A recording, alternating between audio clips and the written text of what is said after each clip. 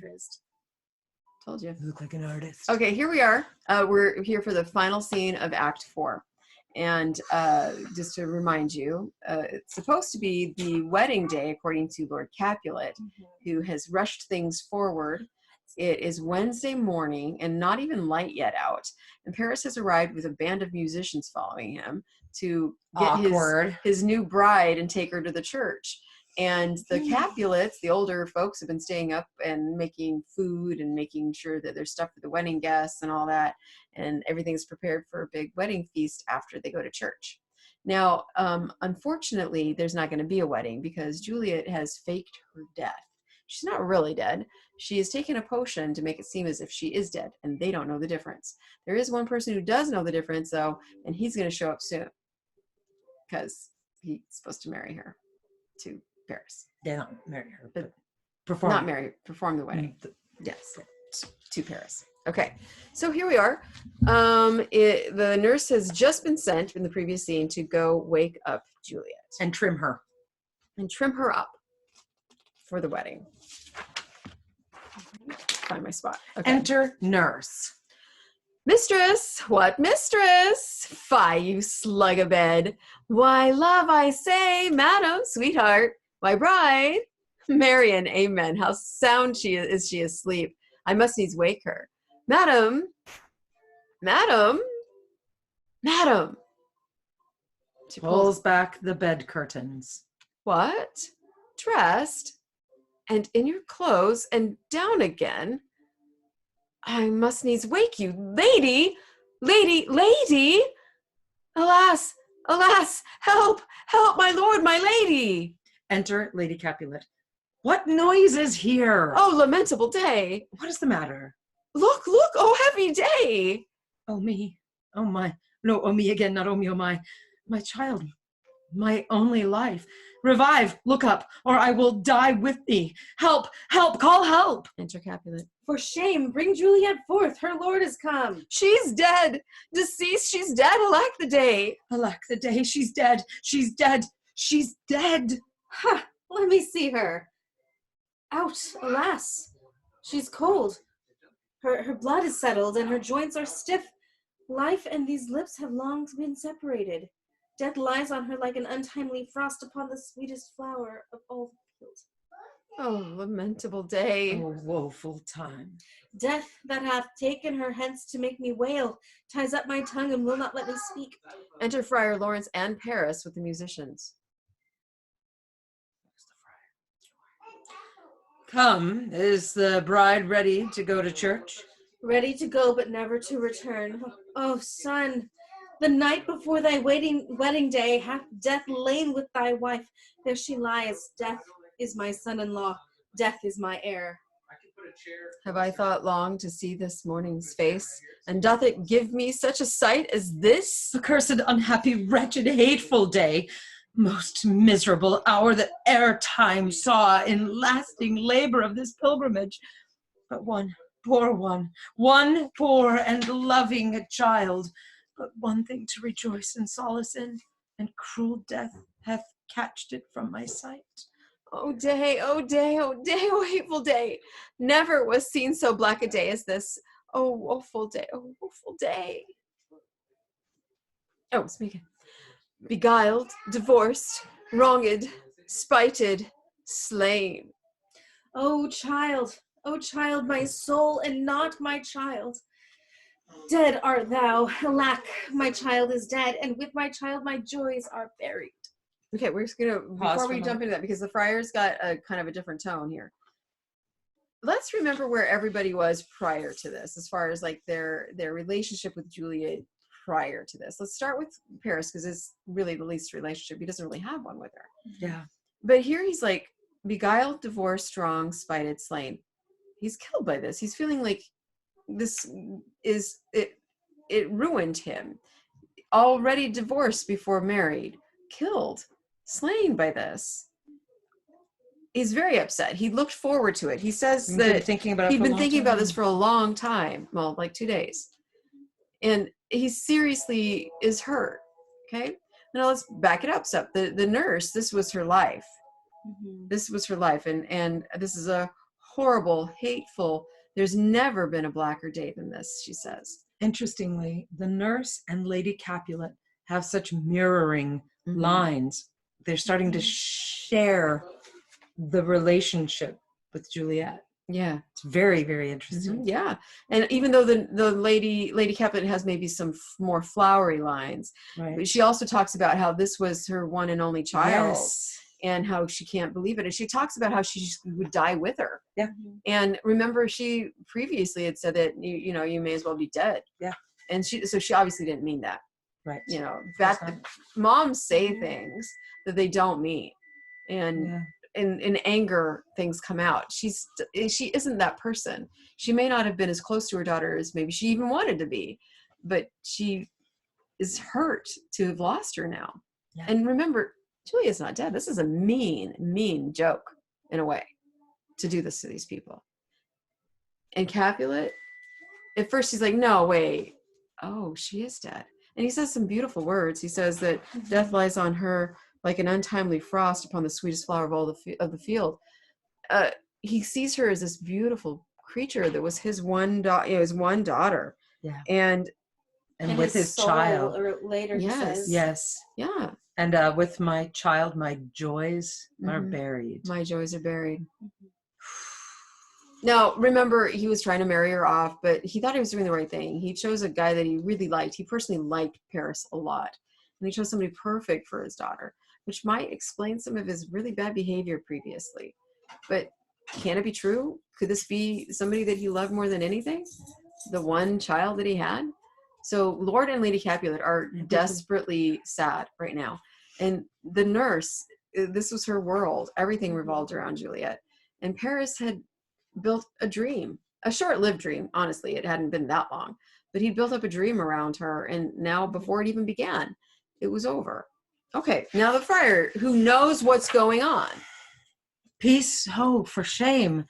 Confusion's cure lives not in these confusions. Heaven and yourself had part in this fair maid. Now heaven hath all, and all the better is it for the maid. Your part in her you could not keep from death, but heaven keeps his part in eternal life. The most you sought. Okay, this is actually a little switch too. Here he's just saying, oh, don't worry, she's in heaven. It's better for her. It's better for heaven. You're the only one suffering now. Oh, but now this is dirty. The most you sought was her promotion, for 'twas your heaven she should be advanced. And weep ye now, seeing she is advanced above the clouds, as high as heaven itself. This seems scoldy. Like he's being he's scolding the Capulets for you were jerks. You're pushing her into a marriage because you wanted her advanced, and now you see she's advanced to heaven, which is the farthest you can advance. So shouldn't you be happy for her? Dang, did he have to throw that in? He's a little guilty maybe too. So. Maybe. Okay. Yeah. Oh, in this you love your child so ill that you run mad, seeing that she is well. In all her best array, bear her to church. For though fond nature bids us lament, yet nature's tears are reason's merriment. So he's like, let's do this. Let's get her out to church. Like, okay, I know you're of this. sad. You're freaking out right now, but you're not doing her any favors. Get her to the church. Is She's this okay. like a last rites situation or something? I think so. Or like blessings. Get her ready for funeral time. The burial. Yeah. Okay. Capulet. All things that we ordained festival turn from their office to black funeral. So that's kind of nice. They have everything they need for a funeral because they got ready It's for convenient. Bonus. Story-wise. Story-wise, it is convenient. They're able to have funeral. Sir, go you in, and madam, go with him. And go, Sir Paris, everyone prepare to follow this fair course unto her grave. The heavens do lower upon you for some ill. Move them no more by crossing their high will. Okay, now listen. It's like don't make that heaven lower, angry. It means that heaven frowns on you. God is mad at you. Clearly, you got cursed. Yeah, God is. Carl. Excuse me. Carlo, are you being naughty?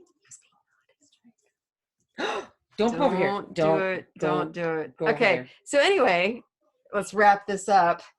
Hey, Carlo. Carlo. No, Carlo. I'm Seriously, sorry, dude. but he was in the cat box. Go. It's a gross thing. Gulp. Okay, Okay. anyway. It's fine. So the friar actually tells them that God is mad at them for something that they did.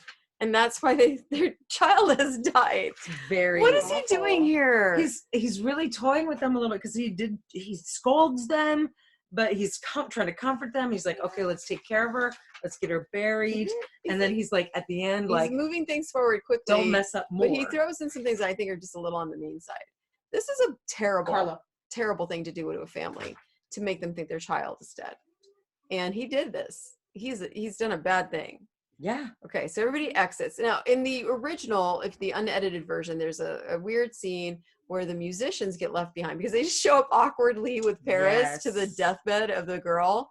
And they're all like, oh, bummer, shows off, whatever. Right. And then Peter, the servant, from previous scenes, is like, you need to play me a song and cheer me up. And they're like, no. And he's like, no, you have to. And then they have like a abusive and somewhat comic exchange. Weird. It very, really very is a bad strange. tone for the moment. But remember, in theater, you often have to have a scene that helps everybody get from place to place and move around before the next scene happens. And even though none of these people are in the next scene, it still was just like kind of a little transition theme to get everything done and moved. And also the musicians are awkwardly on the set because they just came in playing music with Paris. All right. So we're going to talk about our reader's diary. So I didn't have a ton of new introduced words. Slug-a-bed, which is the very beginning. But Yeah, you can actually use that today if somebody's not getting out of bed or You being slug lazy. a You slug a bed. bed. You lazy little laying in bed all day. Slug I a like bed. that. Did you see any others? No, I don't think so. Because it's all really a lot of she's dead. Yeah. Her joints are stiff. So it is talking about all those things that the friar said was going to happen to her. Confirms that it's true. Right. She Or seems she's dead. actually really dead. Or she's really Or dead. she's dead. She's not. Just trust me on that. Yet. I love that. Death is my son-in-law, Capulet says, because yes. She didn't Now marry. she's married to death. Yeah. Often And- death is personified as a human or human-like thing. And now instead of being married to Paris, she's married to death. Yeah. Yep. Oh, All right. I don't know, bud. So I feel like there might be some other sort of phrases that are tricky, but just Yeah, write you them know what down. happens. It's a pretty cut and dried scene as Yeah. far as like they find her dead and they all get upset. Yeah. And then the friar comes in and kind of gives him a scolding and tells him to Very get her to her funeral. Quick, Yeah. before somebody finds out she's not dead. Yeah.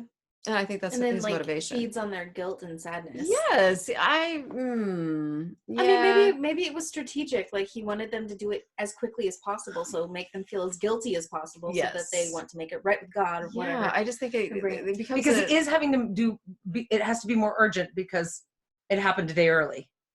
Yeah. Right. Which is something interesting. They don't really say how he found out, but he is performing the wedding, so they would have had to have contacted him, but that's not a scene that is in the play. As him being contacted about it being a day early. Right. Although he must have found out because he shows up that morning. Well, he he's the one who he married probably them, didn't know what he was going to find. Indeed. Yeah. Right. And there it is. But he's keeping the plan going. Hold on a second. I gotta do a little quick picture. All right. So we've been through everybody. We talked about how everybody managed themselves in there, so we can fill out our diary. Any other plot notes we missed? Because that one's It's a pretty quick one because they're all trying. They're all processing it and feeling some big feelings. Here's a word, alack. Alack a day, alack. Alack is just like, oh, like, what do you want to say instead of alack? Alack, alas. How awful. Like, oh no, Gene Keys. Yeah, alack. Alas is really what it's closely related to. Just like, dang. Okay, I have decided. I don't see a lot of people saying that if they discover their dead daughter. Dang. Well, they could say worse things. Dang day. Oh, yeah. They could say worse things. All right. Yeah, it's definitely an interjection. That's true. Okay, I did just a super quick picture for you guys. It's not necessarily that it's poisonous, right? But I made a poisoned vial. Without a cork, but I'm going to put a cork in it. Cork. Yes, I because that's dropped a my big pen, so I part couldn't of it. remember. That's like the plan revolves around this fake death, and the fake death kind of drives all the scenes. We're snapping at my dog because he knows that we're doing this, and that for some reason we can't get after him for like things like eating the cat's food and also getting Gross. closer and closer to the cat box in a sneaky way. And so I have to keep calling him back. I apologize for my dog's bad behavior during our filming of the video. Good thing he's super cute. Yeah. Okay. So that brings us to the end of Act 4. We only have one more act left to kind of clean up the mess that has been created here in Romeo and Juliet. We've got a comatose Juliet who seems dead to everybody else, a really sneaky seaman friar right now, and poor Romeo has gone off to Mantua, doesn't know anything about all this stuff. It's supposed to be some word sent to him by the friar. So we're about to see how that all plays out.